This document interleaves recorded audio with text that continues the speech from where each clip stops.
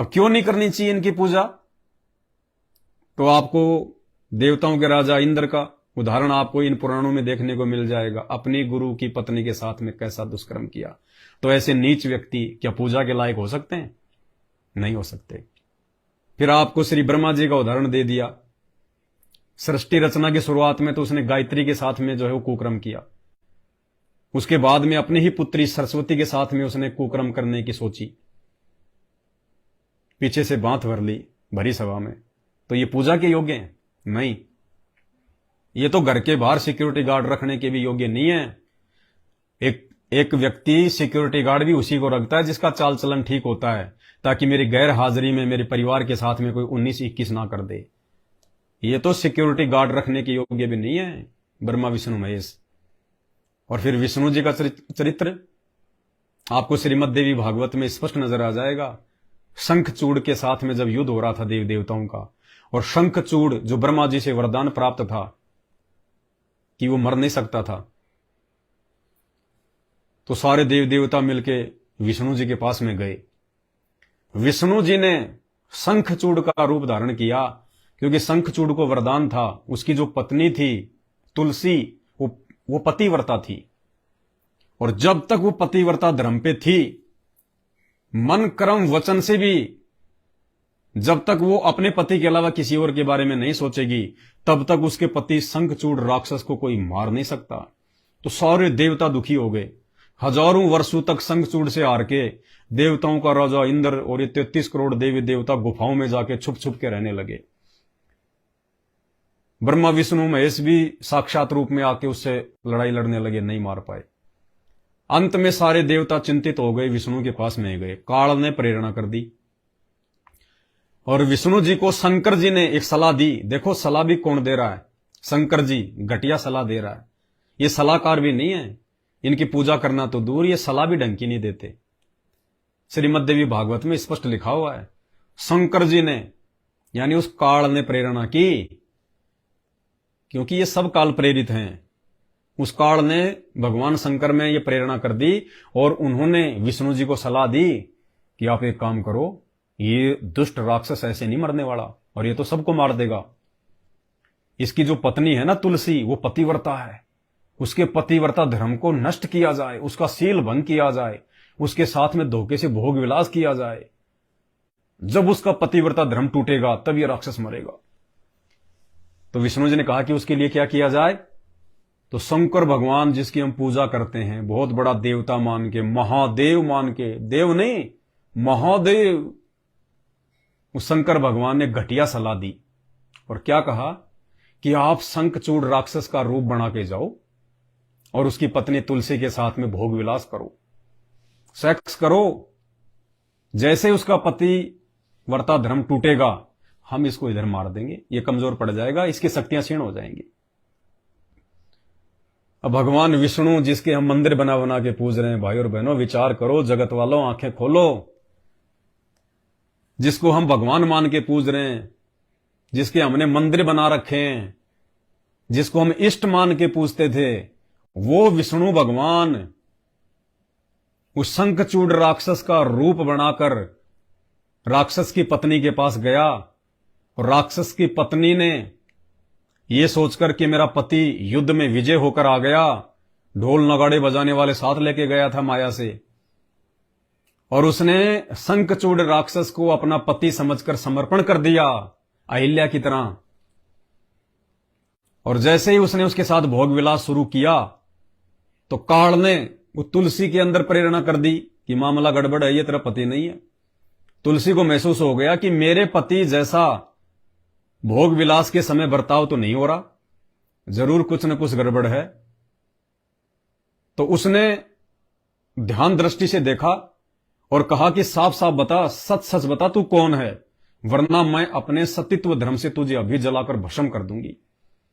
अब विष्णु जी ने देखा बात बिगड़ेगी, क्योंकि भक्ति में बड़ी शक्ति होती है। तो उसी समय वो अपने विष्णु रूप में आ गया, और तुलसी जो है बड़ी वो क्रोधित हुई। और जैसे ही तुलसी ने जब उसको पहचाना कि ये तो उसको गालियां निकाल रखी हैं, आप टीवी सीरियल में देखना, टीवी सीरियल में भी जो है गालियां निकाल रखी हैं, अरे दुष्ट, अरे नीच, अरे छलिया, तूने मेरा पतिव्रता धर्म जो है भंग कर दिया, और उसको श्राप दिया फिर तुलसी ने। अब तुम भक्ति करते हो विष्णु जी की अपने श्राप कटवाने के लिए, और वो तुलसी ने खुद विष्णु को श्राप दिया, तुलसी का श्राप भोगना पड़ा विष्णु को। तो इस प्रकार फिर वो संगचूड़ राक्षस मरा भगवान शंकर के ऐसे कुकृत्य के कारण, ऐसे नीच कर्म के कारण। तो भाई और बहनों, हम किसकी पूजा करें? ये सारी बातें इन्हीं शास्त्रों में लिखी हुई थी, इन्हीं धर्म ग्रंथों में लिखी हुई थी, जिनका ये हमारे पंडित जी, ये कथावाचक, ये शंकराचार्य, ये साधु संत महात्मा चोटी बढ़ा बढ़ा के, बाल बढ़ा बढ़ा के, जटा बढ़ा बढ़ा के, दाढ़ी बढ़ा बढ़ा के, पीतांबर धारण करके, गले में रुद्राक्ष डाल के दिखावा पूरा साधु संत महात्मा का, और अंदर कुछ था नहीं इनके। इसलिए परमात्मा कहते हैं साधु संत के विषय में, इन अज्ञानियों के विषय में, कि कंठी माला सुमरणी पहने से क्या होए, ऊपर ढूंढा साधु का अंतर राख्या खोए। ऊपर तो भेष इन्होंने साधु जैसा बना रखा कि महात्मा एक नंबर का, कट के मर जाए आदमी, और अंदर से इनकी ऐसी घटिया सोच, अंदर से इनको शास्त्रों का ज्ञान नहीं। क्योंकि देखो, अक्षर ज्ञान प्राप्त करके, पढ़ना लिखना सीख के आदमी केवल ज्ञान प्राप्त कर सकता है, शास्त्रों को पढ़ सकता है, ज्ञान प्राप्त कर सकता है, लेकिन शास्त्रों का निष्कर्ष ज्ञान से नहीं, तत्व ज्ञान से समझ में आएगा। तो यह तत्व ज्ञान वर्तमान में इस धरती पर परम पूज्य सतगुरु रामपाल जी भगवान के पास में है, जिन्होंने सैकड़ों पुस्तकें बना बना के, लाखों की संख्या में सत्संग कर करके, और जितने भी साधु संत महात्मा हैं, जितने भी ये पंथ हैं, सबकी उन्होंने डंके की चोट पर पोल खोल दी है, इनके अज्ञान की जड़ें समाज को दिखा दी हैं, और 2028 तक ये सब सूख जाएंगे, सब सूख जाएंगे। ये इनके जितने भी भगत हैं जो आंख बंद करके बैठे हुए हैं, इन सबको इनकी समर्थता का, इनकी हकीकत का पता चल जाएगा। क्योंकि आने वाला समय, ये 4 वर्षों का समय महाविनाशकारी है, और हर भगत, हर अनुयायी अपने गुरुओं से उम्मीद लगाएगा, या जिन देव देवताओं की पूजा करता है उनसे उम्मीद लगाएगा कि शायद ये मुसीबत में रक्षा करेंगे। अरे हम लोग भक्ति क्यों करते हैं? हम भगवानों की भक्ति कोई खेत में हल जोतने के लिए थोड़ी करते हैं, मुसीबत के समय काम आए इसलिए तो करते हैं, और मुसीबत के समय ये काम आएंगे नहीं, क्योंकि इनकी सारी शक्तियां नष्ट हैं, क्षीण हैं। धरती पर पूर्ण परमात्मा प्रकट हो चुका है, देवी देवताओं की शक्तियां बिल्कुल नगण्य हैं। तो उस समय इनको कहीं भी अपनी सुरक्षा का, अपने परिवार की सुरक्षा का ठिकाना दिखाई नहीं देगा, और ये दर दर हंटते फिरेंगे, ये अकाल मौत मरेंगे, बाढ़ भूकंप से परेशान होंगे। उस समय जो वर्तमान में संत रामपाल जी के भगत हैं, जो भक्ति कर रहे हैं, सत्य भक्ति कर रहे हैं, मर्यादा में रह के भक्ति कर रहे हैं, गुरु को भगवान मान के कर रहे हैं, वो लोग उन आपत्ति और विपत्तियों के समय में ऐसे रहेंगे जैसे समुद्र के ऊपर नाव चलती है, डूबती नहीं है। गुरुदेव भगवान हमें ऐसे रखेंगे अपनी हथेली पे।